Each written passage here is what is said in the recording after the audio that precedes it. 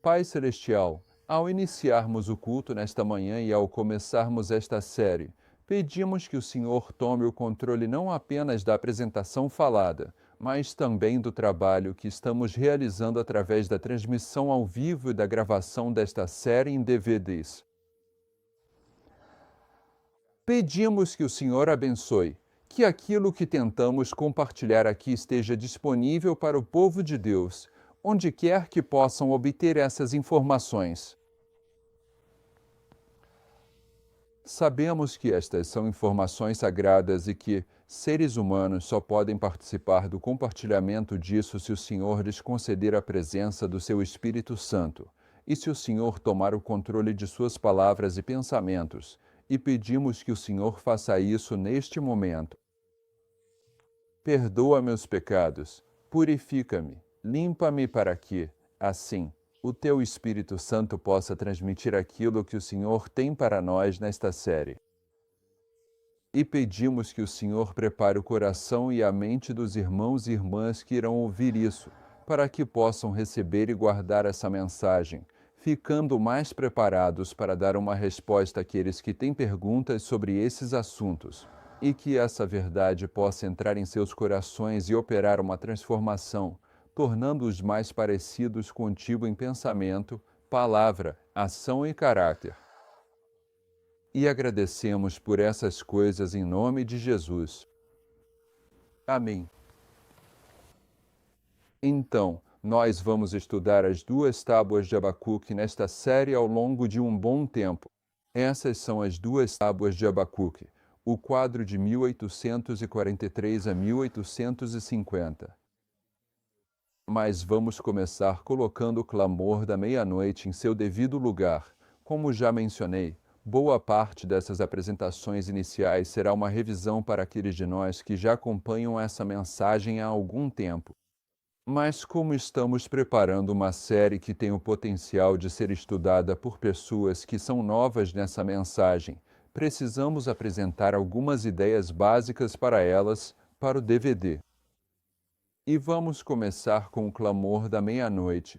E vamos começar tratando de um aspecto do clamor da meia-noite que se encontra na primeira visão de Ellen White. E eu vou passar novamente pelo que acabei de explicar, mas primeiro vamos ler este primeiro parágrafo aqui do livro Experiência Cristã e Ensinos, página 57. Não foi muito tempo depois do término do tempo em 1844 que minha primeira visão me foi dada. Quando você analisa as visões dela, existem 2 tipos de visões. Existem visões abertas, que acontecem na presença de pessoas, e existem visões noturnas, que ocorrem na privacidade, da profetisa e dos anjos envolvidos com as visões e sonhos. Esta é a sua primeira visão aberta, e ela acontece em Portland, Maine. Já a sua última visão aberta ocorre 40 anos depois, em Portland, Oregon. E quando você estuda as circunstâncias de por que o Senhor deixou de conceder visões abertas para a igreja no ministério de Ellen White, foi porque, houve uma rejeição do espírito de profecia por parte da liderança e dos membros leigos em geral. E, claro, isso está documentado na história. Em 1882, Uri Smith começou a ensinar na faculdade, que quando a irmã White recebia uma visão e lhe era mostrado algo, isso era inspirado, mas quando ela escrevia um testemunho, era apenas a opinião pessoal dela. E, claro, quando ela comenta sobre essa rejeição por parte de Uri Smith, e claro que ele está ensinando isso na escola e publicando nos periódicos do Adventismo. Ela comenta que a razão pela qual ele fez isso é porque ele havia sido pessoalmente repreendido por um testemunho de Ellen White. Então, a partir desse momento, ele decide que os testemunhos não são inspirados. Ele passa a escolher o que quer aceitar. E no ano seguinte, o presidente da Conferência Geral em 1883, George Butler, faz uma série de 10 artigos na Review onde ele identifica quais partes da Bíblia são inspiradas e quais partes não são. E em seu 10º artigo, ele apresenta uma lista de passagens da Bíblia que não são inspiradas. Então, em 1882 e 1883, a liderança educacional, de impressão e da Conferência Geral rejeitam a Bíblia e o espírito de profecia. Em 1884, 40 anos após Visão Aberta, a última visão aberta foi em Portland, Oregon. Essa é a primeira visão aberta. Ela diz: não tempo depois do término em 1844 que minha primeira visão aberta me foi concedida. Eu estava visitando a senhora em Portland, Maine, uma querida irmã em Cristo cujo coração estava unido ao meu. Éramos 5 mulheres, ajoelhadas ao altar. Enquanto orávamos, o poder de Deus veio sobre mim. Agora, essas 5 mulheres, o coração delas estava unido ao da irmã White. Elas não se opõem a nenhuma manifestação do poder de Deus. E se você quiser ver, são todas mulheres, o que representa a igreja, e são 5, que podem ser marcadas como as 5 virgens prudentes. 1. Não sei o que isso significa, mas é uma observação aí. Segundo parágrafo. Parecia que eu estava cercada de luzes subindo cada vez mais alto da terra. Virei-me para procurar o povo adventista no mundo, mas não consegui encontrá-los, quando uma voz me disse: olhe de novo, e olhe um pouco mais alto. Ao fazer isso, levantei meus olhos e vi um caminho reto e estreito elevado bem acima do mundo. Nesse caminho, o povo adventista viajava para a cidade, que ficava na outra extremidade. Eles tinham uma luz brilhante atrás deles, no início do caminho, que um anjo me disse ser o clamor da meia-noite. Essa luz iluminava todo o caminho e clareava os passos deles, para que não tropeçassem. Se mantivessem os olhos fixos em Jesus, à frente, guiando-os para a cidade, estariam seguros. Mas alguns logo ficaram cansados e disseram que a cidade estava muito distante e que esperavam ter entrado.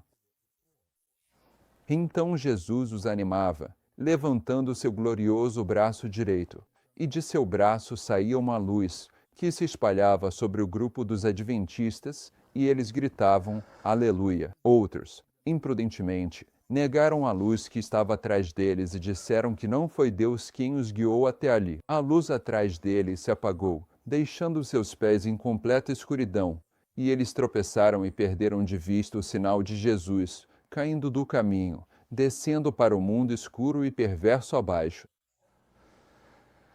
Então, o que vamos tentar abordar nesta primeira apresentação, depois de organizarmos algumas coisas, é que, 1. E talvez eu possa ir direto ao ponto. Em suas anotações, 1. Na página 7 de suas anotações, diz Conferência Adventista de Lowhampton, dezembro de 1844. Ok. Em dezembro de 1844, os militantes tiveram uma conferência, e chegaremos a esse ponto, mas nessa conferência, Guilherme Miller rejeitou a compreensão do clamor da meia-noite. Bem, então a lógica aqui é que essa visão é primária. Não primária. É para todos nós, mas é para William Miller. Ok? William Miller, neste mesmo mês, está negando a luz por trás deles, o grito da meia-noite, o que o fará cair do caminho para o mundo perverso abaixo. Ok? E nós vamos lidar com algumas das implicações disso. E vamos mostrar que os milleritas talvez não mostremos que os milleritas, mas as evidências históricas mostram que os milleritas todos acreditavam que estavam cumprindo a parábola das 10 virgens. Isso era de conhecimento comum entre eles, certo? Eu não sei se vou trazer alguma referência histórica para provar isso, mas esse é um fato histórico. Mas, com certeza, nós vamos mostrar para vocês que William Miller tinha um entendimento do que era o clamor da meia-noite, certo? O entendimento de William Miller sobre o clamor da meia-noite era que ele representava a mensagem da hora do juízo de Daniel 8:14 e de Apocalipse 14, versículos 6 a 9. William Miller acreditava que a mensagem que ele começou a proclamar no início da década de 1830 era o clamor da meia-noite. Eis que o noivo vem. Ele acreditava que Jesus estava vindo ao mundo, que esse era o noivo chegando. Então, durante a maior parte da história milerita, eles acreditavam que estavam cumprindo a parábola das 10 virgens, mas criam que o clamor da meia-noite descrevia a apresentação da mensagem que vinham proclamando. Porém, quando chegamos ao verão de 1844, há um entendimento novo e correto sobre o que é o clamor da meia-noite, ou seja, o movimento do 7º mês.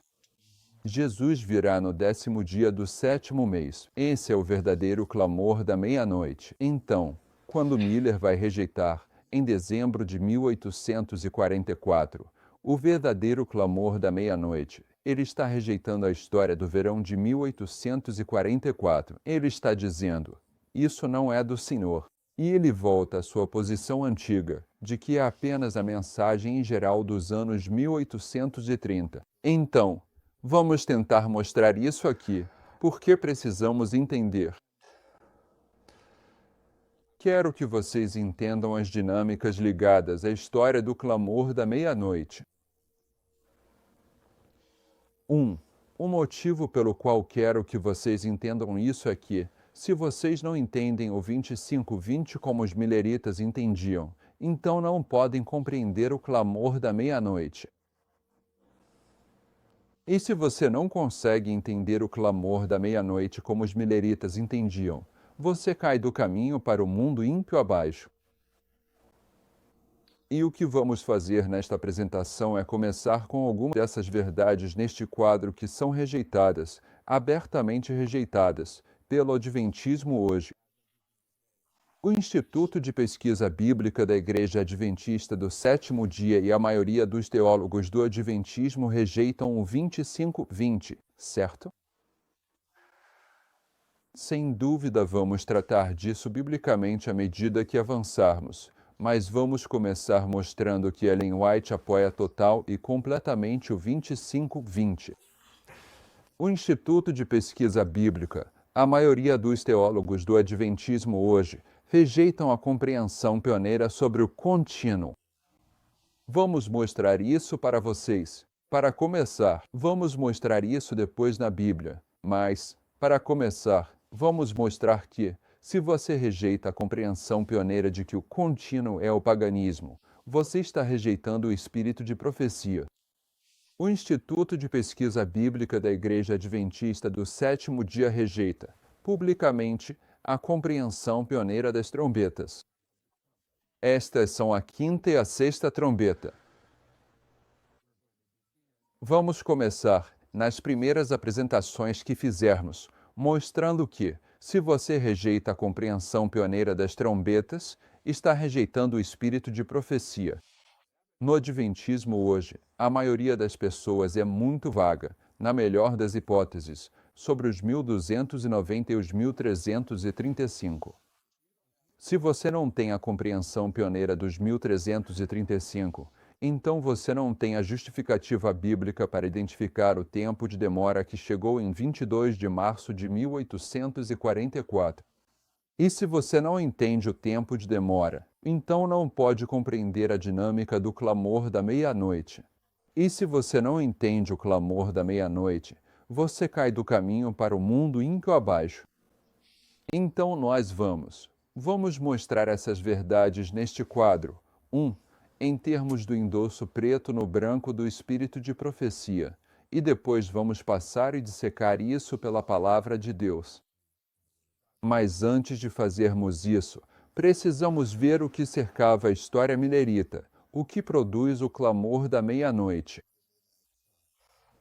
Então, vamos começar com Uri Smith, de Reflexões sobre Daniel e Apocalipse, página 521, porque queremos mostrar a vocês a história milerita. E vamos lidar com 1798. O que é 1798? Este é Uri Smith. A cronologia dos eventos de Apocalipse 10 é ainda mais determinada pelo fato de que este anjo é idêntico ao primeiro anjo de Apocalipse 14. Você deveria sublinhar isso e ter certeza de que entendeu. Em Apocalipse capítulo 10, há um anjo poderoso que desce do céu com um livrinho aberto na mão. E a irmã White nos informa que esse anjo poderoso não é ninguém menos do que Jesus Cristo, e que o livrinho aberto em sua mão é o livro de Daniel. E quando você chega ao final do capítulo 10, João é instruído a pegar aquele livrinho e comê-lo, e ele será doce na sua boca e amargo no seu estômago. E ao fazer isso, João está representando a história dos mileritas, que tem a mensagem de Daniel, que é doce, mas os leva à amarga decepção. E o anjo poderoso de Apocalipse 10, de acordo com a lógica dos pioneiros, é o primeiro anjo de Apocalipse 14. Eles são o mesmo anjo, e não gastamos muito tempo sendo específicos sobre esses anjos em Apocalipse. Mas deveríamos. Ok? Então, quero que você veja que esse anjo poderoso que desce em Apocalipse 10 também é o anjo que William Miller acreditava ser, cumprindo o clamor da meia-noite ao realizar a obra do primeiro anjo de Apocalipse 14, temei a Deus e dai-lhe glória, porque é chegada a hora do seu julgamento. A hora do seu julgamento sendo Daniel 8h14. Eles são o mesmo anjo, mas esses anjos estão identificando diferentes aspectos da obra que é realizada. Então, voltando ao Uri Smith, a cronologia dos eventos de Apocalipse 10 é ainda mais confirmada pelo fato de que esse anjo é idêntico ao primeiro anjo de Apocalipse 14. Agora ele vai nos dizer o que os conecta. Os pontos de identidade entre eles são facilmente percebidos. Ambos têm uma mensagem especial para proclamar. Ambos fazem sua proclamação em alta voz.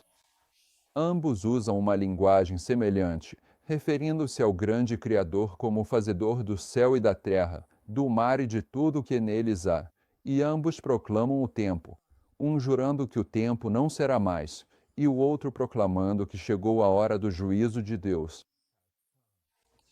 Mas a mensagem de Apocalipse 14h06 está situada deste lado do início do tempo do fim. Agora Uri Smith vai nos dizer que o tempo do fim é 1798 e que a mensagem de Apocalipse 14 surge deste lado. Uri Smith está escrevendo isso nesta história. Então, quando ele diz que a mensagem de Apocalipse 14 vem deste lado do tempo do fim, ele está colocando ela em algum lugar por aqui. Mas a mensagem de Apocalipse 14h06 está situada deste lado do início do tempo do fim. É uma proclamação da hora do juízo de Deus. É uma proclamação de que chegou a hora do juízo de Deus. E por isso deve ter sua aplicação na última geração. Paulo não pregou que a hora do juízo havia chegado. Lutero e seus colaboradores também não pregaram isso. Paulo argumentava sobre um juízo que viria em um futuro indefinido, e Lutero colocava pelo menos 300 anos à frente de seu tempo. Além disso, Paulo adverte a igreja contra qualquer pregação de que a hora do juízo de Deus chegou antes de um determinado tempo. Em 2 Tessalonicenses 2, 1-3, Paulo diz: rogamos a vocês, irmãos, pela vinda de Senhor Jesus Cristo e nossa reunião com Ele, que não se deixem abalar facilmente em vossa mente, nem se perturbem, por espírito, palavra ou por carta, como se o dia de Cristo estivesse próximo. Que ninguém vos engane de modo algum, porque esse dia não virá sem que antes venha a apostasia e seja revelado o homem do pecado, o filho da perdição, e assim por diante. Aqui, Paulo nos apresenta o homem do pecado, o pequeno chifre, o papado, e cobre com uma advertência todo o período de sua supremacia, que, Como já foi mencionado, durou 1260 anos, terminando em 1798.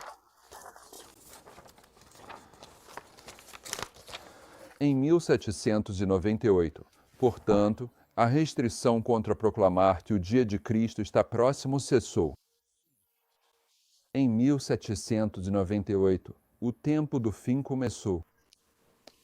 O tempo do fim. Em 1798, portanto, a restrição contra proclamar que o dia de Cristo está próximo em 1798. Cessou em 1798. O tempo do fim começou e o selo foi retirado do livrinho.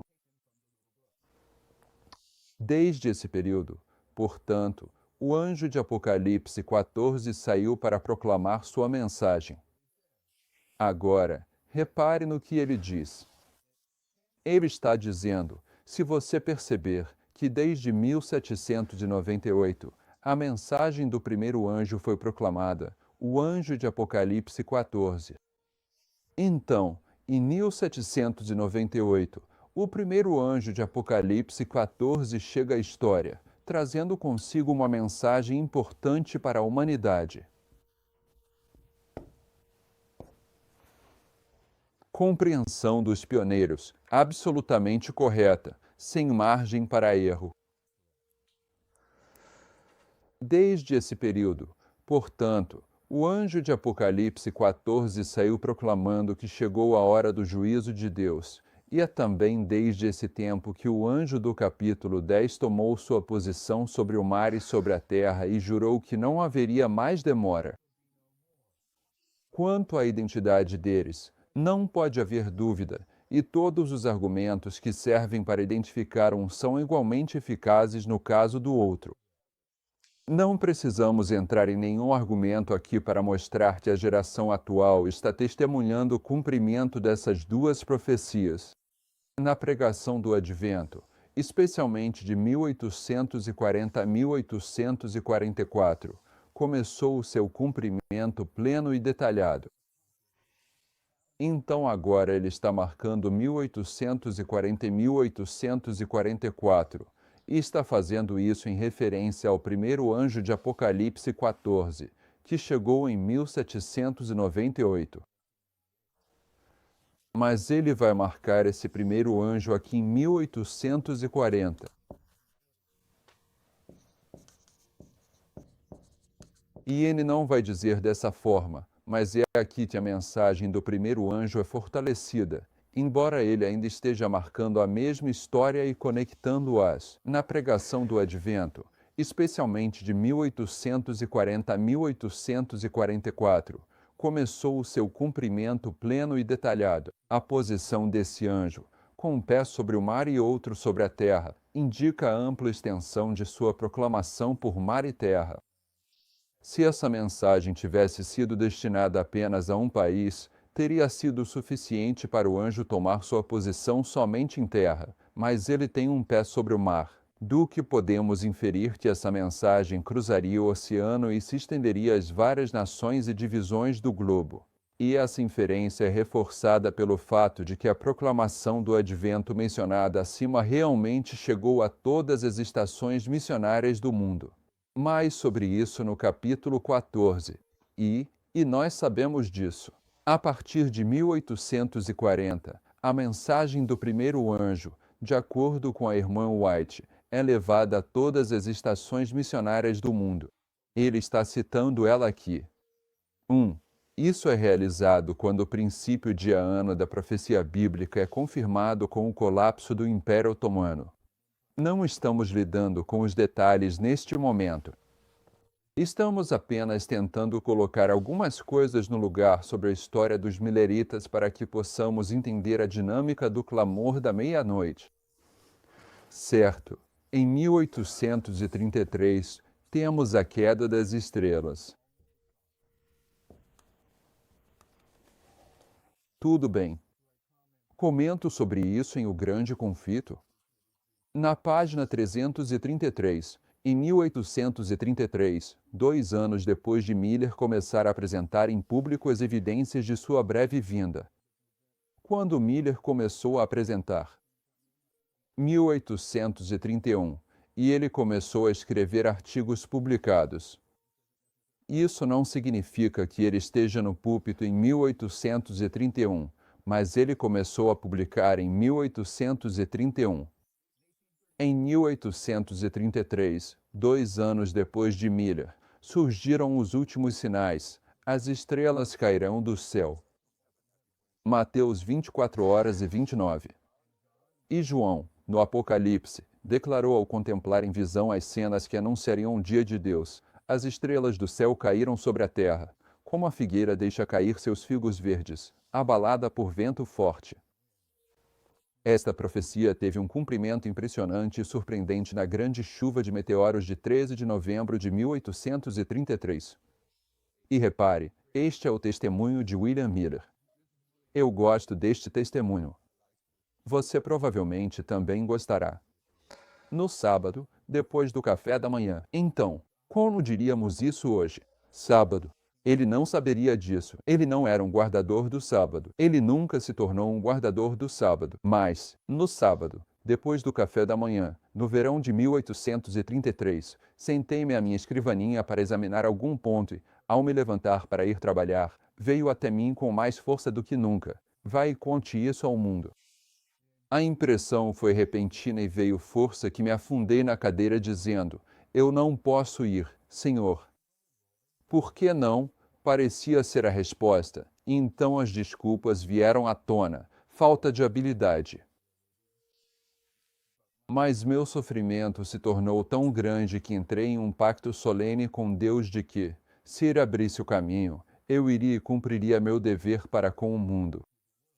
O que você quer dizer com abrir o caminho? Parecia vir até mim. Ora, disse eu, se eu receber um convite para falar publicamente em algum lugar, irei e contarei o que encontro na Bíblia sobre a vinda do Senhor. Instantaneamente todo o meu fardo desapareceu e me alegrei, pois provavelmente não seria chamado assim, já que nunca tinha recebido tal convite. Minhas provações não eram conhecidas e eu tinha pouca expectativa de ser convidado para qualquer campo de trabalho. Cerca de meia hora depois desse momento, antes que eu tivesse saído do quarto, um filho do Sr. Guilford, de Dresden, a cerca de 25 quilômetros da minha residência, entrou e disse que seu pai havia mandado me chamar e queria que eu fosse para casa com ele. Supondo que ele quisesse me ver por algum motivo de negócios, perguntei o que ele queria. Ele respondeu que não haveria pregação na igreja deles no dia seguinte, e seu pai queria que eu fosse falar ao povo sobre o tema da vinda do Senhor. Fiquei imediatamente irritado comigo mesmo por ter feito o pacto que fiz. Rebeli-me imediatamente contra o Senhor e decidi não ir. Deixei o rapaz sem lhe dar resposta alguma e me retirei, muito angustiado, para um bosque ali perto. Então lutei com o Senhor por cerca de 1 hora, tentando, me esforçando para me livrar do pacto que havia feito com ele, mas não consegui nenhum alívio. Ficou gravado, ficou marcado em minha consciência. Você vai fazer um pacto com Deus e quebrá-lo tão cedo? E a extrema pecaminosidade de agir assim me sobrecarregou. Finalmente me rendi e prometi ao Senhor que, se Ele me sustentasse, eu iria, confiando que Ele me daria graça e capacidade para cumprir tudo que tudo que Ele exigisse de mim. Voltei para casa e encontrei o rapaz ainda esperando. Ele ficou até depois do almoço, e eu voltei com ele para Dresden. E foi assim que Miller, no verão de 1833, começou a apresentar a mensagem publicamente e pessoalmente. E o que o Senhor fez por ele então? Ele o sustentou, mas em dezembro de 1833 ele produziu a queda das estrelas para dar solenidade à sua mensagem. Então, em 1840, a irmã White comenta em 1840. Agora, irmãos e irmãs, este é um dos trechos mais controversos no espírito de profecia. Existem livros escritos que tentam minar esse trecho no espírito de profecia. Há argumentos no Adventismo que dizem que Uri Smith inseriu esse trecho em O Grande Conflito, que a irmã White, na verdade, não o escreveu. É uma grande tolice, mas se você não está familiarizado com o ataque a esses 2 parágrafos, só estou te avisando. E se você realmente quiser entender esses 2 parágrafos, este é o começo de um capítulo. Você precisa ir até a conclusão do capítulo anterior e ver que ela está falando sobre a sequência de cumprimentos proféticos que levaram até 1840. É disso que ela está falando, do cumprimento da queda das estrelas, dos dias escuros. Ela está enumerando profecias que se cumpriram na história milerita até 1840. E então ela diz o seguinte: no ano de 1840, outro cumprimento notável da profecia. Agora, o motivo pelo qual estou dizendo para você ir aos capítulos anteriores e ler isso, certo? A Igreja Adventista do Sétimo Dia, o Instituto de Pesquisa Bíblica, eles rejeitam a posição pioneira sobre as trombetas. E bem aqui Ellen White está endossando a posição pioneira sobre as trombetas. E um dos argumentos nesse trecho que é feito é que, bem, a irmã White não está realmente dizendo que 1840 foi o cumprimento de uma profecia bíblica. Ela está dizendo que Josias Litch fez uma previsão e que a previsão dele se cumpriu, e que foi simplesmente uma previsão humana, e que o Senhor usou essa previsão para ajudar a dar mais impulso ao movimento milerita. É simplesmente um argumento tolo, e não se sustenta. A estrutura gramatical não permite isso se você voltar ao capítulo anterior e perceber que ela está falando sobre o cumprimento de profecias bíblicas. E então, quando você chega à frase de abertura deste capítulo, está escrito: no ano de 1840, outro cumprimento notável da profecia despertou grande interesse. Ela está falando sobre profecia bíblica. Ela não está falando sobre uma previsão humana feita por Josias Litch. 2 anos antes, Josias Litch, um dos principais ministros que pregavam sobre a segunda vinda, publicou uma exposição sobre Apocalipse 9. E uma coisa que às vezes passa despercebida aqui é que essa exposição de Apocalipse 9 está neste quadro. E esse quadro foi produzido em 1842, alguns anos depois disso. Mas às vezes não se percebe, ou não se menciona, que Josias Litch não era o único milerita apresentando isso naquela época. Certo, o que Josias Litch é que ele foi o milerita guiado pelo Senhor para colocar isso por escrito, entendeu? Ele ia publicar um folheto sobre o colapso do Império Otomano. Esse trabalho é tanto de Miller quanto de Litch. No ano de 1840, outro cumprimento notável da profecia despertou grande interesse. 2 anos antes, Josias Litch, como um dos principais ministros pregando a segunda vinda, publicou uma exposição sobre Apocalipse 9 prevendo a queda do Império Otomano. Segundo seus cálculos, esse poder seria derrubado em 11 de agosto de 1840.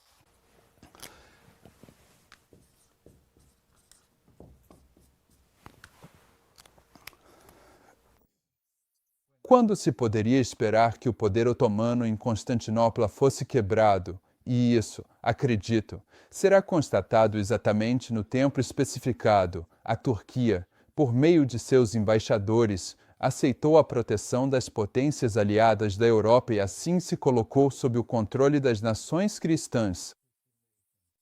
O acontecimento cumpriu exatamente a previsão.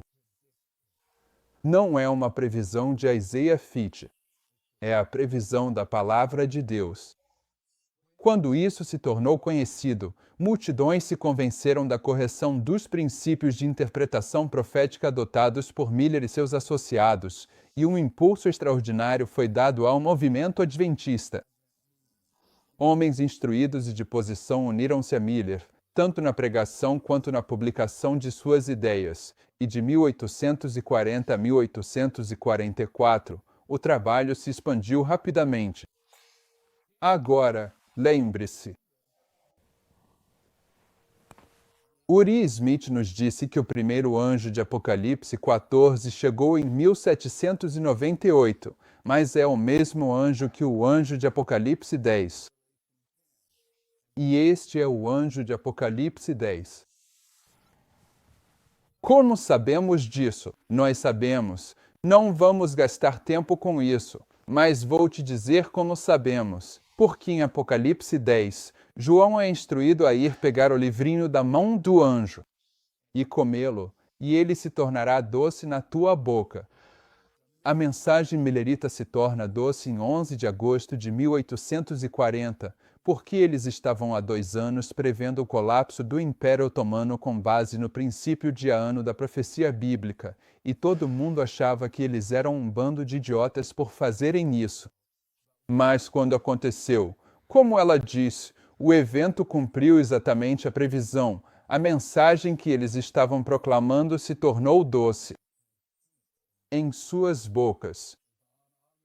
Foi em 11 de agosto de 1840 que a mensagem se tornou doce em sua boca e, portanto, João é instruído a ir pegar o livrinho da mão do anjo que desceu. O anjo desce em 11 de agosto de 1840, e esse anjo de Apocalipse 10 é o mesmo anjo que o primeiro anjo de Apocalipse 14, mas o anjo de Apocalipse 14 chega em 1798, no tempo do fim. Mas sua mensagem é fortalecida. E é isso que ela diz aqui.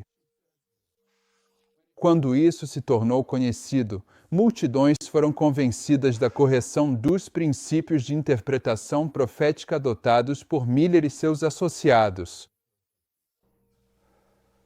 Nós rejeitamos desde a década de 1930, começando em 1919, mas o trabalho foi levado adiante nos anos 1930. Nós rejeitamos as regras de interpretação profética adotadas por Miller e seus associados no Adventismo de hoje, essas regras sendo o método de prova de texto para o estudo da Bíblia. Certo, o próximo marco histórico aqui, o gráfico de 1843, claro, nós o chamamos de gráfico de 1843 porque ele previa o fim do mundo em 1843. Este gráfico aqui, mas na verdade foi produzido em junho de 1842.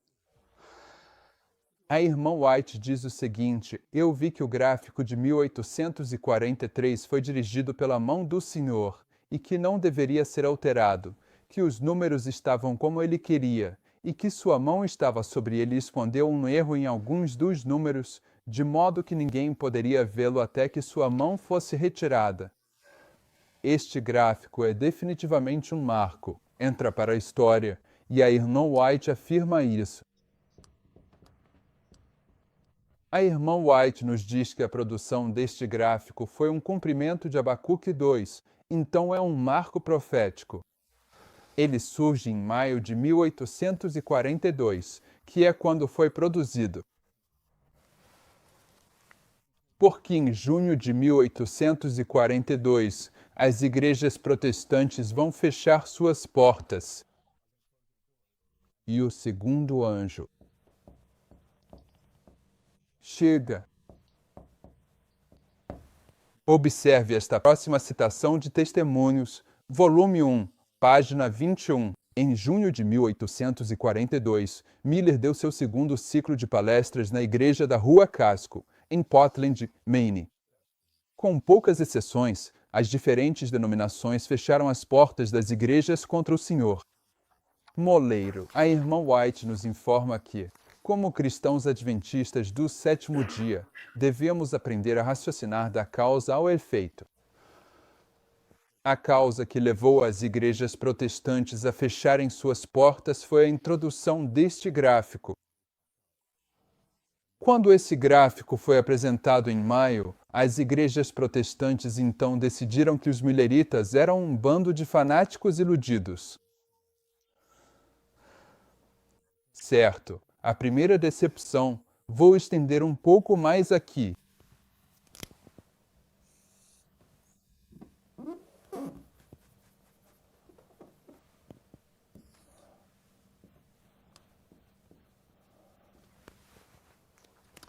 A Primeira Decepção, O Grande Conflito, página 393.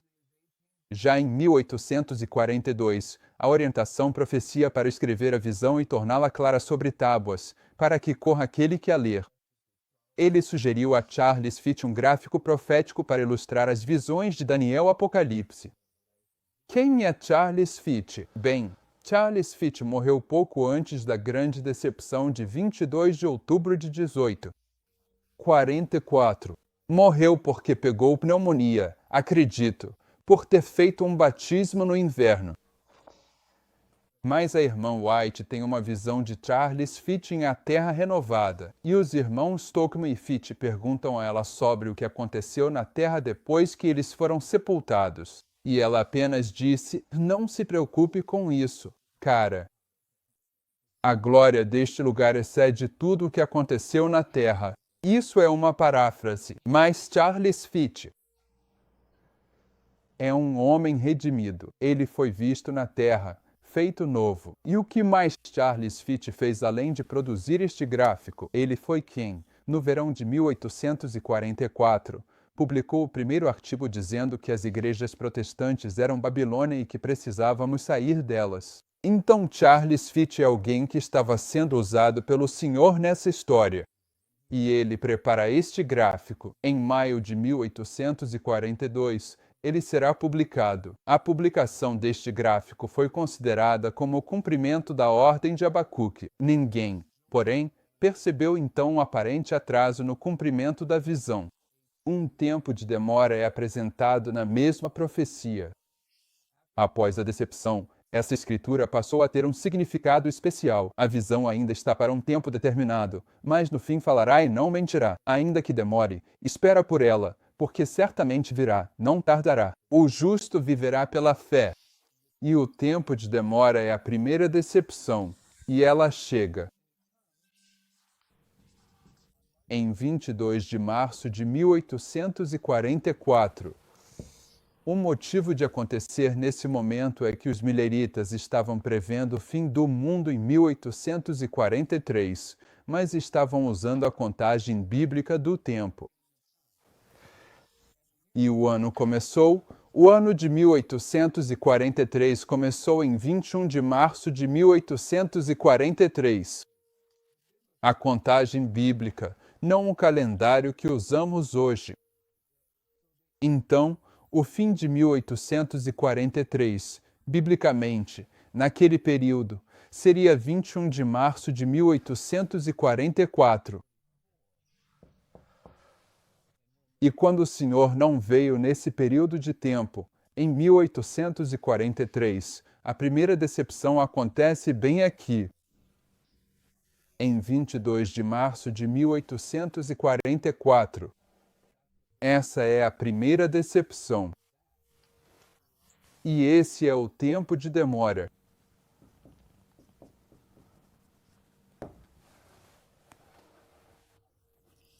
É o tempo de demora na parábola das 10 virgens. É o tempo de demora em Abacuque 2, ao qual a irmã White acabou de se referir. Também é o tempo de demora de Daniel 12. Abra comigo, se quiser, em Daniel 12. Você sabia que o tempo de demora estava em Daniel 12? Daniel 12 horas e 11 diz: "E desde o tempo em que o sacrifício diário for tirado." E quando os pioneiros entenderam que o paganismo foi subjugado? Em 508, a batalha contra os visigodos, a última resistência à ascensão do papado, foi subjugada. Clovis derrotou os visigodos. Então, a partir do momento em que o cotidiano é tirado, removido, e a abominação que o torna desolado é estabelecida, o papado é estabelecido. 30 anos depois, em 538, a partir do momento em que o paganismo é tirado e o papado é estabelecido, deve haver 1290 dias.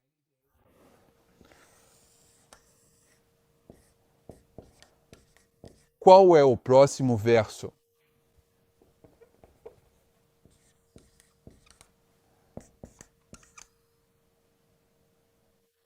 de 90. O próximo versículo diz: Bem-aventurado que espera e chega até 1335 dias. Bendito que chega até aqui. Agora, 508 mais 1335 é igual a quanto?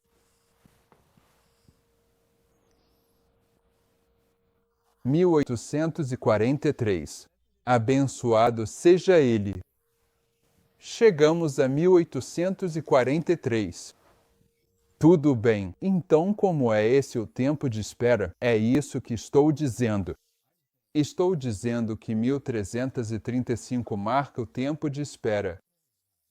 Está dizendo, bendito que espera e chega em 1843. Se você mantiver o entendimento pioneiro do cotidiano, como a irmã White faz tão frequentemente em seus escritos, então como isso pode ir para Isaías 30, versículo 18? Isaías 30, versículo 18. Isso não está nas suas notas para aqueles que estão assistindo a transmissão ao vivo e baixando as notas. Perdi minha caneta para anotar isso. Achei. Preciso de uma caneta. Só quero anotar para poder colocar de volta nas notas.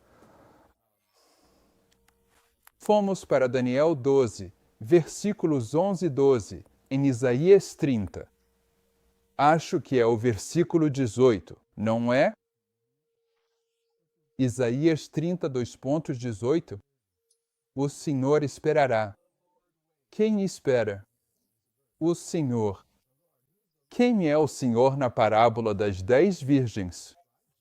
Ele é o noivo. Ele está demorando.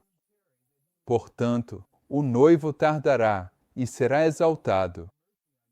Pois o Senhor é um Deus de juízo. Bem-aventurados são todos aqueles que, o que? Espere por ele. Não é? Daniel 12.12. Bem-aventurado que espera e chega ao 1335.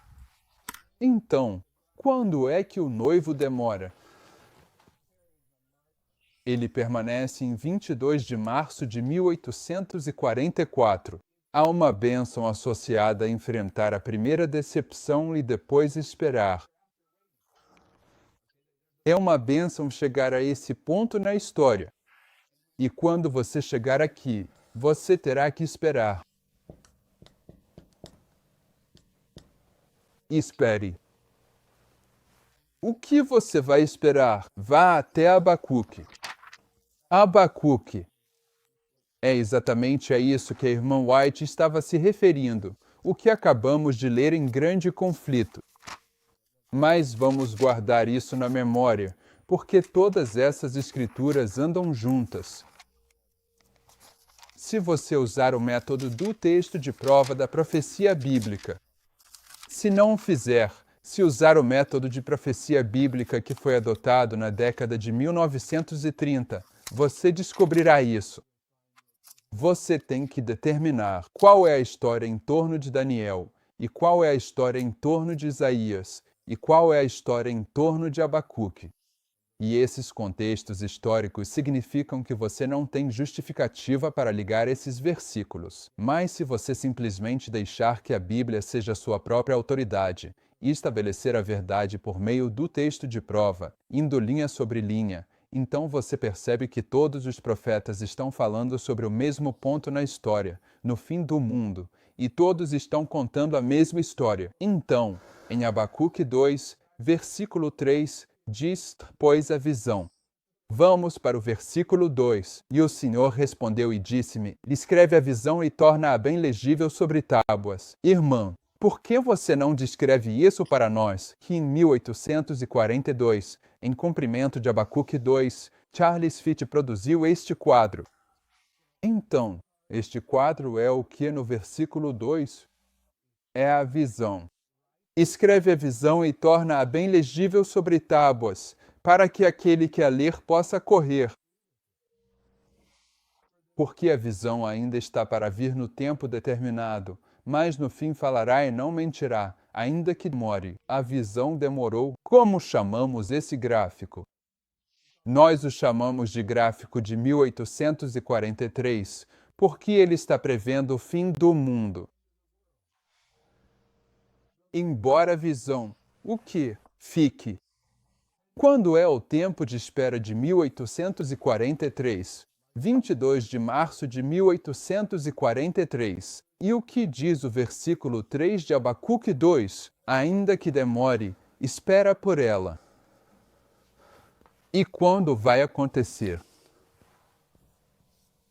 Vai acontecer exatamente 7 meses depois, em 22 de outubro de 1844. E eu coloquei 43 aqui. Na verdade é 44, mas era o ano.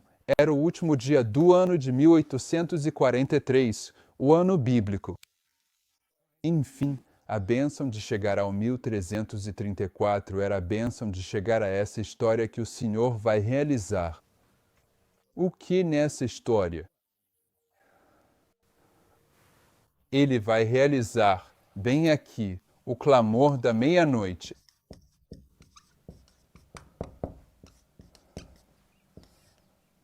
Essa é a bênção. Mas nem todos vão ser permitidos participar do clamor da meia-noite.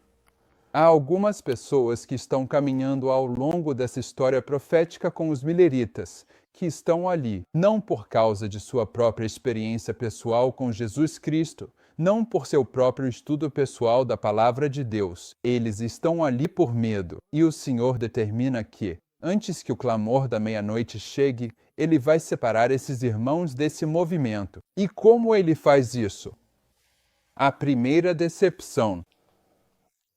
A primeira decepção faz parte do processo em que o Senhor está preparando para o clamor da meia-noite. Precisamos entender isso? Bem, de acordo com Ellen White, se não entendermos isso, caímos do caminho para o mundo perverso abaixo. Voltando às nossas anotações, primeiros escritos, página 238, perto do final da mensagem do segundo anjo, vi uma grande luz do céu brilhando sobre o povo de Deus. Os raios dessa luz pareciam tão brilhantes quanto o sol, e ouvi vozes de anjos clamando: Eis que o noivo vem. Aqui está o clamor da meia-noite. Bem aqui.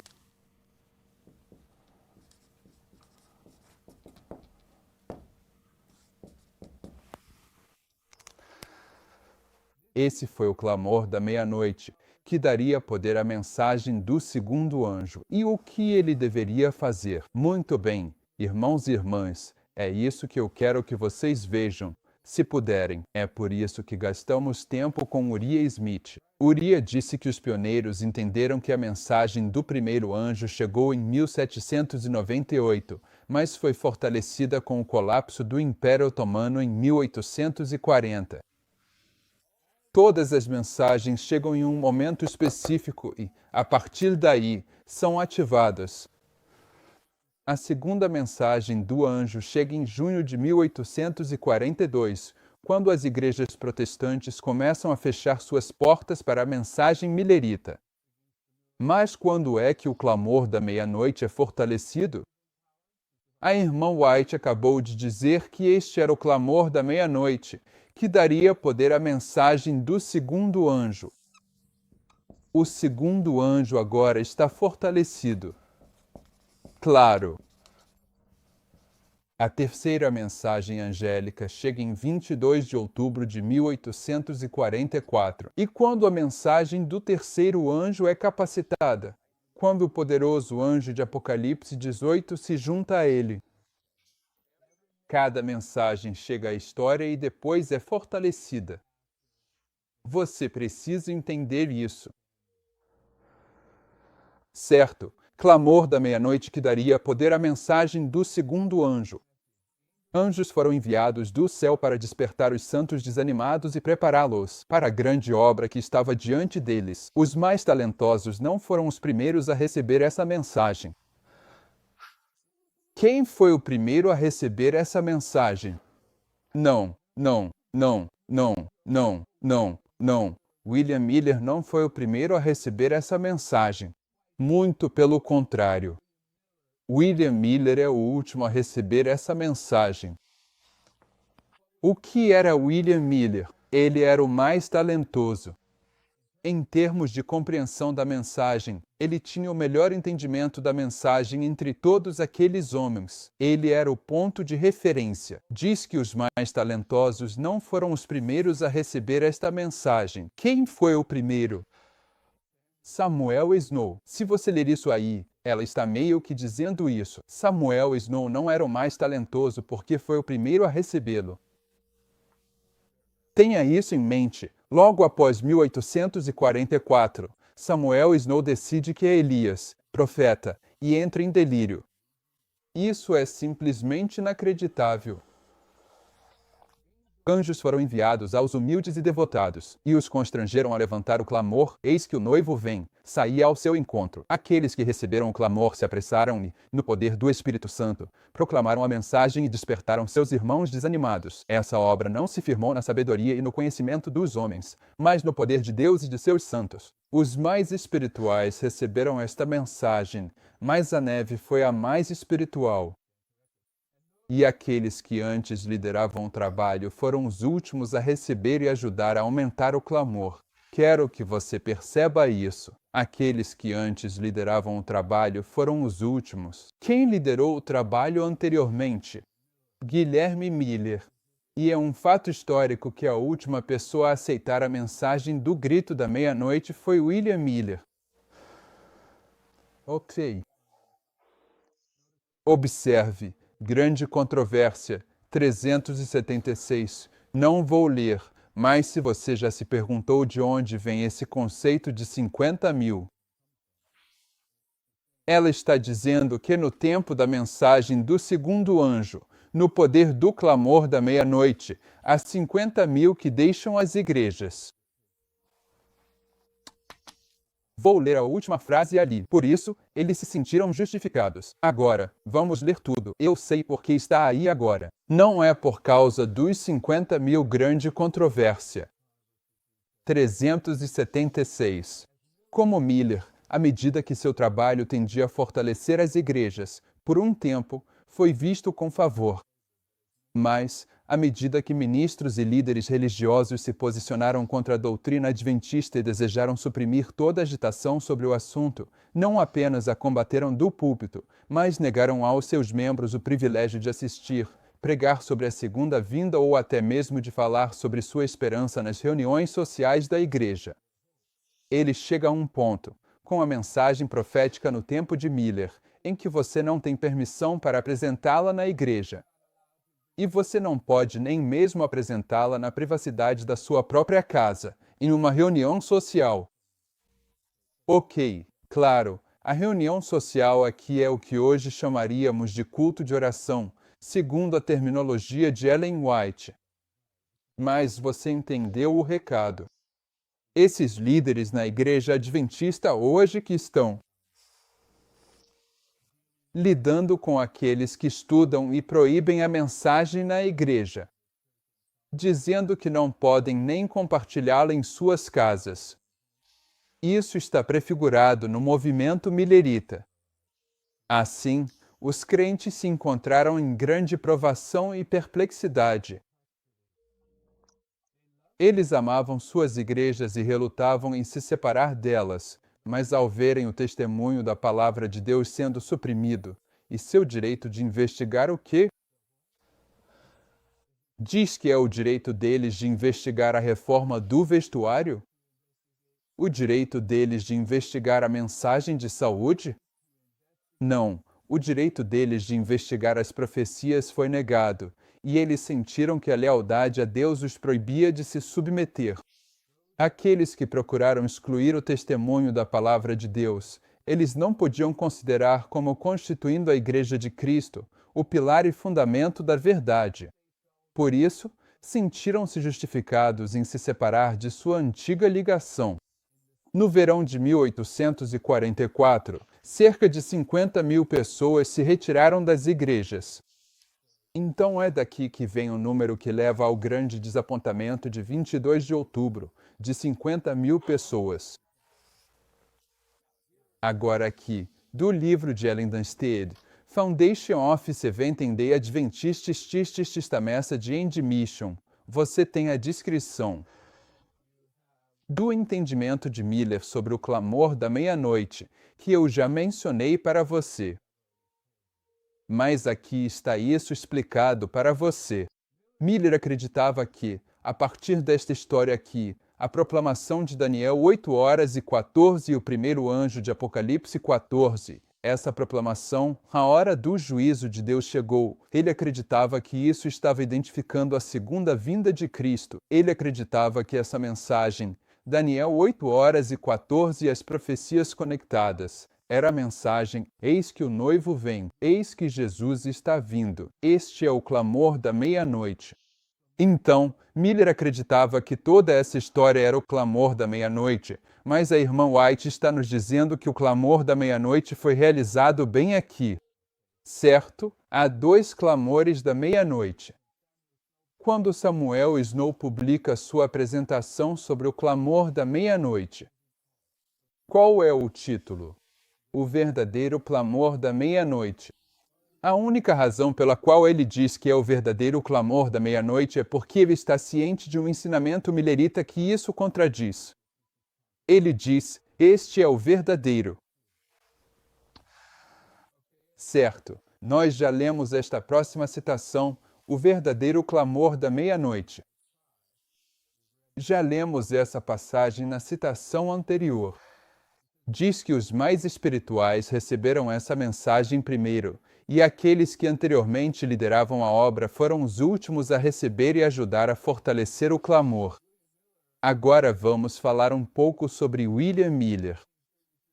William Miller havia liderado essa obra desde 1833, mas aqui, quando a mensagem do clamor da meia-noite chega em agosto de 1844, ele tem dificuldades com ela. Ele tem dificuldades com isso porque não tem certeza se deveríamos nos separar das igrejas. Ele tem dificuldades com isso porque vinha ensinando outro entendimento sobre o clamor da meia-noite por muitos e muitos anos. Agora, aqui está um trecho onde ele aborda essa questão, e há vários pontos aqui que queremos registrar. Este é William Miller. Eu nunca fui categórico quanto a qualquer dia específico para a vinda do Senhor, acreditando que ninguém poderia saber o dia e a hora.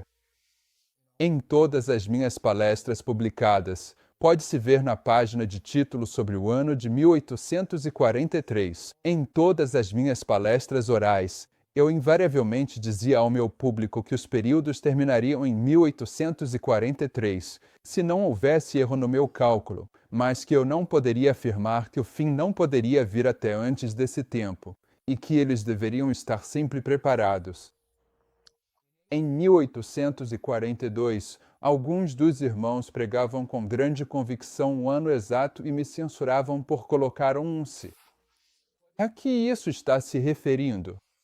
Em maio de 1842, o gráfico de 1843 é publicado. Agora, aqui em suas reuniões, estão dizendo que o Senhor voltará em 1843, enquanto o líder do movimento, William Miller, está dizendo meus cálculos estão corretos, será em 1843, e os irmãos vão até William Miller e dizem: tire um sim da sua apresentação. É 1843, sem dúvida.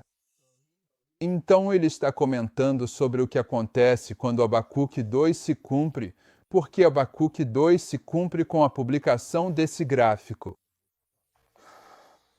Continuando, a imprensa pública também havia publicado que eu tinha fixado um dia específico, 23 de abril, para a vinda do Senhor. Em dezembro daquele ano, publiquei minha crença de que, entre 21 de março de 1843 e 21 de março de 1844, o Senhor viria.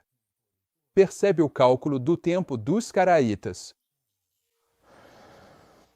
Alguns tinham fixado Alguns tinham suas mentes fixadas em dias específicos, mas eu não vi evidência disso, a menos que os tipos da lei mosaica apontassem para a festa dos tabernáculos. Eu destaquei isso para você, porque William Miller já havia chegado à conclusão do 10º dia do 7º mês. E muito antes de Samuel Snow usar essa conclusão para proclamar o clamor da meia-noite aqui, William Miller já havia escrito sobre isso. Então, William Miller está. Na verdade, foi ele quem o Senhor usou para montar a lógica que Samuel Snow emprega para identificar o dia 22 de outubro de 1844.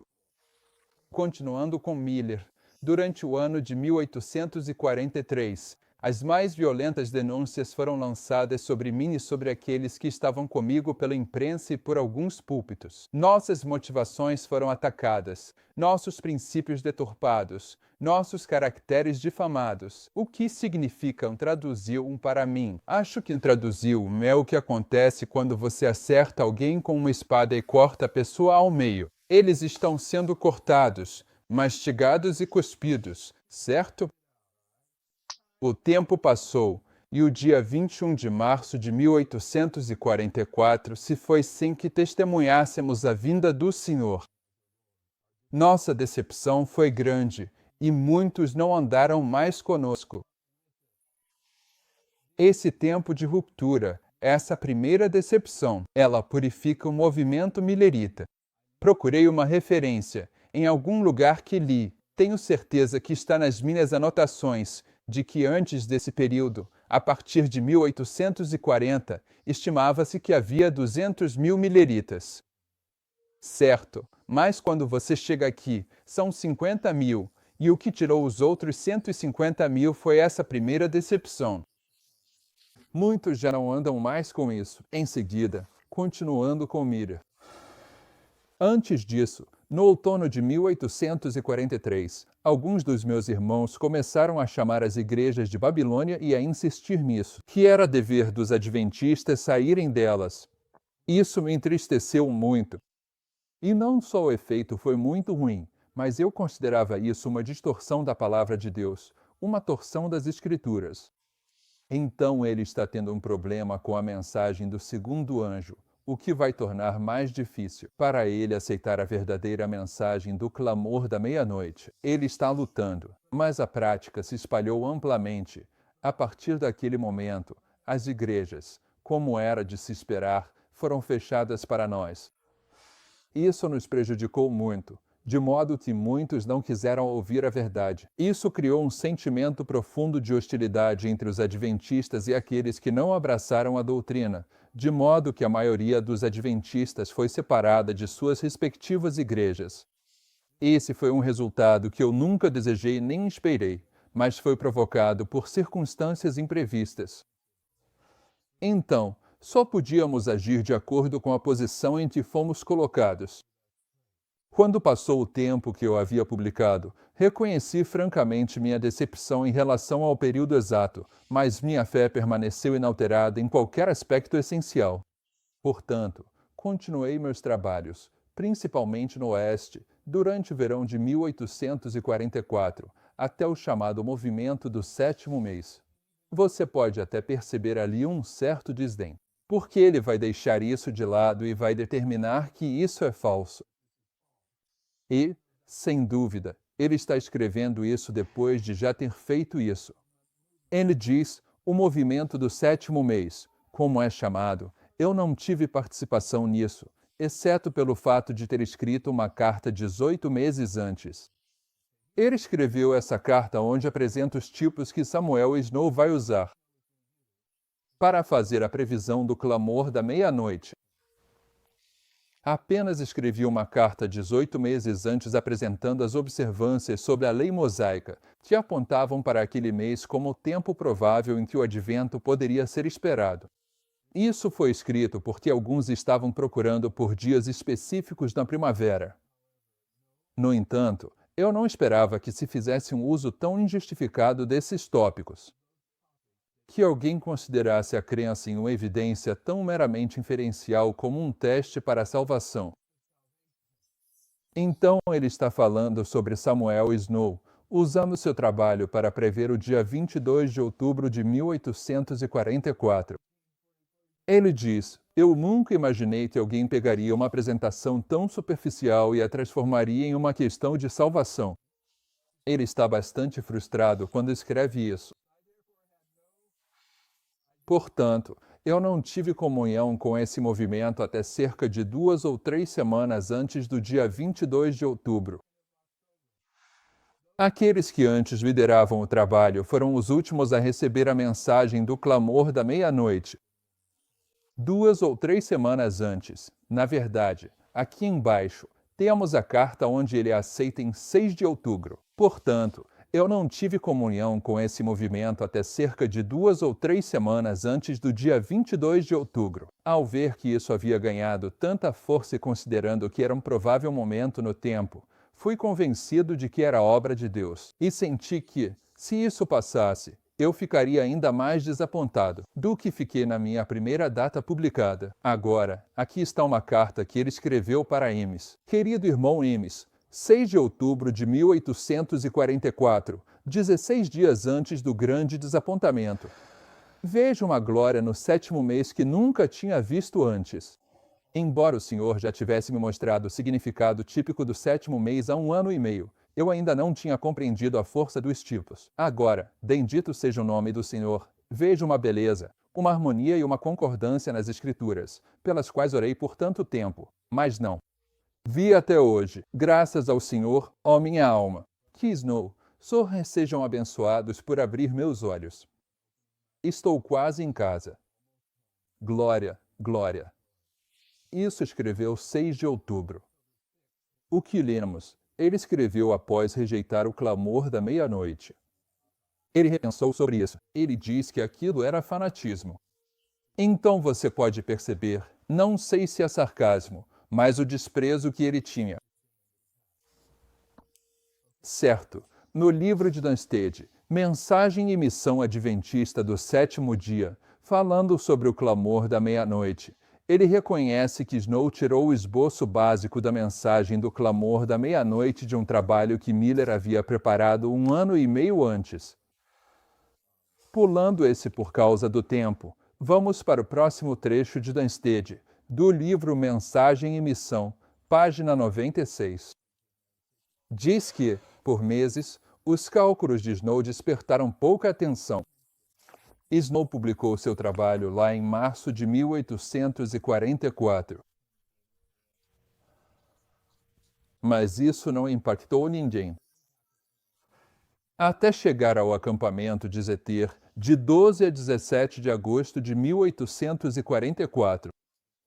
É aí que a mensagem ganha força. É isso que Dunsted está dizendo aqui. Por meses, nenhum cálculo despertou mais do que pouca atenção. No acampamento de Zeter, de 12 a 17 de agosto de 1844. No entanto, a data exata marcada por ele para o retorno de Cristo despertou muitos mileritas com um entusiasmo enorme, levando seu esforço missionário ao auge. A resposta deles, como um todo, veio rapidamente, ficando conhecida como o movimento do 7º mês. Embora os líderes mileritas reconhecessem algum valor na posição de Snow, eles eram céticos quanto à ênfase renovada no tempo e apontavam que, à luz da garantia do nosso Salvador de que não sabemos o dia nem a hora, como alguns interpretam, nenhum homem pode tornar conhecido o dia exato. Algumas semanas antes do evento esperado, no entanto, os líderes aderiram ao movimento do 7º mês e permitiram que a visão de Snow fosse publicada em importantes periódicos mileritas, e deram seu total apoio. Aqueles que antes lideravam a obra foram os últimos a aceitá-la. O que estamos fazendo aqui? Bem, estamos fazendo isto. A irmã White tem uma visão, sua primeira visão. Nela, ela vê o povo de Deus em um caminho indo para o céu, e há uma luz atrás deles que ilumina todo o percurso, chamado de clamor da meia-noite. A mensagem do clamor da meia-noite, aquilo que Samuel Snow apresentou, precisa ser compreendida. Deixe-me dar uma visão geral sobre isso. Talvez você já saiba disso, talvez não. Já estamos quase terminando aqui. Temos mais 2 citações. mas quero que você veja algo aqui. Em maio de 1842, eles imprimem 300 gráficos porque havia 300 pregadores. São 300 pregadores milleritas que pegam esses gráficos em maio de 1842 e dizem a William Miller para parar de dizer-se. O senhor vai voltar em 1843. 1843, biblicamente, termina em 21 de março de 1844. Então, em 22 de março de 1844, aqui em cima, você tem a primeira decepção. O que eles fazem? Bem, uma das coisas que eles fazem é deixar esse gráfico de lado. Agora não tem mais gráfico, porque 1843 já passou. Eles param de usar o gráfico. E o que acontece com o movimento deles? Um monte de gente abandona o movimento. O que acontece com o zelo deles? Bem, é como se tivessem tirado isso de dentro deles, certo? Agora eles estão esperando. Bem-aventurado aquele que chega à primeira decepção. 1843. Os 1335 bem-aventurado quem chega aqui espera ponto, alguns não esperam ponto, alguns se voltam contra a mensagem. Duas classes se formam nessa decepção. Aqueles que esperam. Agora não tem nenhum gráfico. Mas eles vão entender que as mesmas evidências que os levaram a prever 1843 agora aprovam 1844. Eles vão chegar a essa compreensão. Mas do clamor da meia-noite, o que a mensagem de Samuel Snow faz é que ela não permite apenas que eles prevejam 1844. Ele prevê o dia 22 de outubro de 1844, porque o dia da expiação é no 10º dia do 7º mês. E o 10º dia do 7º mês, em 1844, foi 22 de outubro. Nesse acampamento, no acampamento de Ezeter aqui, ele apresenta os argumentos que mostram que, não, o Senhor não viria apenas em 1844, mas sim no dia 22 de outubro de 1844. E é isso que os impulsiona a sair proclamando essa mensagem. Há uma bela passagem de Joshua Beast, que se encaixa muito bem aqui. Depois que ele saiu do acampamento de Ezeter, ele conta como pegou um trem que estava cheio de pessoas que tinham estado no acampamento. E ele diz que estava andando pelos vagões do trem, onde as pessoas estavam sentadas nos vagões de passageiros. E ele diz que dava para ouvir o burburinho das vozes.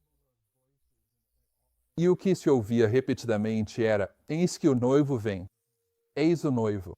Era só disso que todos falavam quando eles foram embora. O acampamento de Ezeter. E já lemos que esse movimento tomou conta dos Estados Unidos em 2 meses. Ok? Levando aqui a grande decepção, em 22 de outubro de 1844. Agora estamos onde esperávamos antes. Estamos no comentário de Dan Stage sobre uma conferência que ocorreu em dezembro de 1844. Isso é aqui, deste lado da grande decepção, na qual Joshua Ames e William Miller estão envolvidos. Diz que, na Conferência do Advento de Lowhampton, em 28 e 29 de dezembro de 1844, Ames enfatizou 3 aspectos do futuro missionário. Atividade. Eu repeti um futuro aqui, caso você queira apagá-lo. 1. Confortando os santos que ainda estão buscando o reino próximo. 2. Despertando mais uma vez o mundo cristão professo para se preparar para o advento. 3. Proclamando plena e livremente a salvação aos pecadores perdidos e perecíveis. Algumas semanas depois, a Adventrez estava novamente em operação, e Ames declarou: estou cada vez mais convencido de que a porta da salvação está aberta e que devemos pregar o evangelho do reino a todo mundo. Eles acreditam que o tempo de graça se encerrou em 22 de outubro de 1844, então estão lutando com essa teoria da porta fechada. E ele está comentando: mas não estamos tratando assunto. Em resposta a relatos sobre novas conversões e a pressão de alguns de seus colegas, Miller foi gradualmente deixando de ser tão dogmático em relação ao conceito extremo da porta fechada após o término do Ano Caraíta Judaico de 1844. Ele abandonou essa ideia. Ele abandonou a ideia de que a salvação se encerrou em 22 de outubro de 1844, mas isso não foi tudo que ele deixou para trás. Ele desistiu disso e voltou à sua visão original sobre o clamor da meia-noite. No mesmo mês, Ellen White tem sua primeira visão, na qual ela vê o advento. Pessoas em um caminho, e ela diz que aqueles que rejeitam o clamor da meia-noite caem fora do caminho. Essa visão foi tanto para William Miller quanto para qualquer outra pessoa, porque ele estava fazendo exatamente isso. Agora, em Primeiros Escritos, página 257, e vamos encerrar com isso. Diz assim: minha atenção foi então chamada para William Miller. Ele parecia perplexo e estava curvado de ansiedade e angústia por seu povo. O grupo, que havia sido unido e amoroso em 1844, estava perdendo o amor, se opondo uns aos outros e caindo em um estado frio e afastado. Ao presenciar isso, a tristeza consumiu suas forças. Vi homens importantes observando, principalmente Joshua Ames. Eu vi homens importantes observando e temendo que ele recebesse a mensagem do terceiro anjo. Certo. Então agora ela vai falar sobre William Miller sendo confrontado com a recepção de quê? Qual é a mensagem do terceiro anjo neste contexto? O sábado. Certo, o sábado. Remendo receber a mensagem do terceiro anjo e os mandamentos de Deus. À medida que ele se inclinava em direção à luz do céu, esses homens elaboravam algum plano para desviar sua mente. Uma influência humana foi exercida para mantê-lo na escuridão e reter sua influência entre aqueles que se opõem à verdade. Por fim, William Miller ergueu a voz contra a luz do céu. De que luz do céu ela está falando aqui? O sábado. Ok?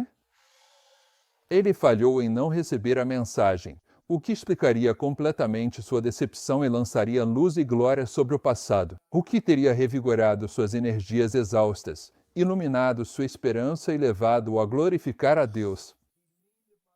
Ele se apoiou na sabedoria humana em vez da divina, mas, estando abatido pelo árduo trabalho na causa de seu mestre e pela idade, não era tão responsável quanto aqueles que o impediram de conhecer a verdade. Eles são os responsáveis. O pecado recaía sobre eles. Se William Miller tivesse visto a luz do terceiro anjo, muitas coisas que pareciam obscuras e misteriosas para ele teriam sido explicadas. Mas seus irmãos professavam um amor e interesse tão profundos por ele que ele achava que nunca conseguiria se afastar deles. Seu coração se inclinava para a verdade. E então ele olhava para seus irmãos. Eles se opunham a isso. Será que ele conseguiria se afastar daqueles que estiveram ao seu lado a lado com ele, proclamando a vinda de Jesus? Ele pensava que certamente eles não o conduziriam ao erro. Deus permitiu que ele caísse sob o poder de Satanás, o domínio da morte, e o escondeu no túmulo daqueles que estavam constantemente o afastando da verdade. Moisés errou quando estava prestes a entrar na terra prometida. E assim também, vi que William Miller errou ao permitir que sua influência fosse contra a verdade, justamente quando estava prestes a entrar na Canaã celestial. Outros o levaram a fazer isso. Outros devem prestar contas por isso, mas os anjos vigiam o precioso pó deste servo de Deus e virão ao som da última trombeta. Agora quero reunir algumas coisas para concluir aqui. William Miller está tipificando os adventistas do sétimo dia no fim do mundo. A primeira visão de Ellen White é mais para o nosso tempo do que para os dias em que ela a recebeu. No fim do mundo, os adventistas do sétimo dia vão rejeitar a luz do clamor da meia-noite. E a luz do clamor da meia-noite. Na nossa próxima apresentação, vamos mostrar para você. A luz do clamor da meia-noite só pode ser compreendida quando você entende essa história. A primeira decepção purga o movimento Miller dos que estão ali pelos motivos errados. Ela prepara o povo para entrar nessa experiência de prova que os conduzirá ao lugar santíssimo. Aqueles que chegam à primeira decepção são abençoados somente se esperarem. O que eles devem esperar, ainda que demore? O visionário deve esperar por isso. Eles precisam esperar até 22 de outubro de 1844. Então, do primeiro desapontamento ao segundo desapontamento, esse período é designado por Deus para formar um povo que ele reunirá com ele no lugar santíssimo. Rejeitar o clamor da meia-noite, portanto, e sair do caminho, é rejeitar toda essa história. Agora, William Miller comete 3 erros, e nós sempre somos testados por 3 provas. Qual foi o primeiro erro de William Miller? Ele rejeitou o clamor da meia-noite em dezembro de 1844. Qual foi o segundo erro dele? Ele ouviu aos homens em vez de ouvir a Deus. E ao fazer isso, ele foi levado ao seu terceiro erro. Qual foi o terceiro erro dele? Ele rejeitou o sábado. No fim do mundo, os adventistas do 7º dia vão rejeitar a história do clamor da meia-noite. Eles vão rejeitar o chamado para voltar às veredas antigas. E o motivo pelo qual vão fazer isso é porque vão ouvir seus líderes, aos homens em quem eles confiam. E ao fazerem isso, estão se preparando para a marca da besta. Eles estão repetindo esse processo de teste em 3 etapas de William Miller. Mas esse processo de teste começa com a forma como eles se relacionam com a mensagem.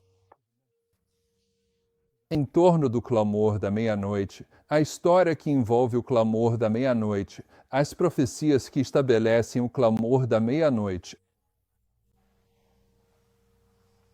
E não há outro jeito. Só existem 2 profecias, irmãos e irmãs. Existem 2 profecias, e vamos mostrar isso em nossa próxima apresentação. São 2 profecias que tratam dessa história, da primeira decepção até a segunda decepção. Quais são as 2 profecias que marcam a primeira decepção e a segunda decepção? São os 2.300 dias, a visão, espera por ela, e os 2.520.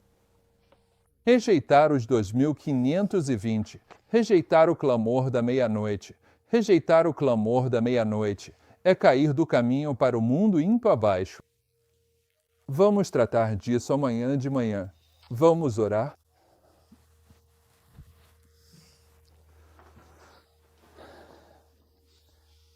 Pai Celestial, queremos estar focados em Jesus e na luz que vem do seu braço direito.